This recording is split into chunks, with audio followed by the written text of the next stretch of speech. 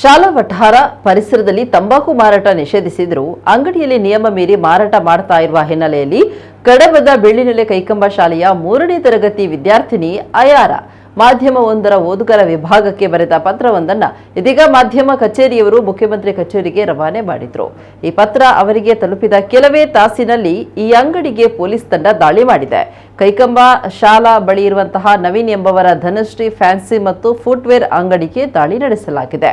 ಇಲ್ಲಿನ ಅಂಗಡಿಯಲ್ಲಿ ತಂಬಾಕು ಮತ್ತು ಸಿಗರೆಟ್ ಮಾರಾಟ ಮಾಡ್ತಾ ಇರುವ ಬಗ್ಗೆ ವಿದ್ಯಾರ್ಥಿನಿ ಅಯಾರ ಪತ್ರಿಕೆಗೆ ಬರೆದಿದ್ದು ಇದೀಗ ಅಂಗಡಿ ಮಾಲಕರ ವಿರುದ್ಧ ಪ್ರಕರಣ ದಾಖಲು ಮಾಡಲಾಗಿದೆ। ದಂಡ ವಿಧಿಸಿದ ಕಡಬ ಪೊಲೀಸ್ ಠಾಣಾಧಿಕಾರಿ ಅಭಿನಂದನ್ ಅವರು ವಿದ್ಯಾರ್ಥಿನಿ ಅಯಾರಕ್ಕೆ ಅಭಿನಂದನೆಗಳನ್ನು ಸಲ್ಲಿಸಿದ್ದಾರೆ। ಇದೀಗ ವಿದ್ಯಾರ್ಥಿನಿಯ ಧೈರ್ಯವನ್ನ ಎಲ್ಲರೂ ಕೊಂಡಾಡಿ ಶ್ಲಾಘನೆ ವ್ಯಕ್ತಪಡಿಸಿದ್ದಾರೆ।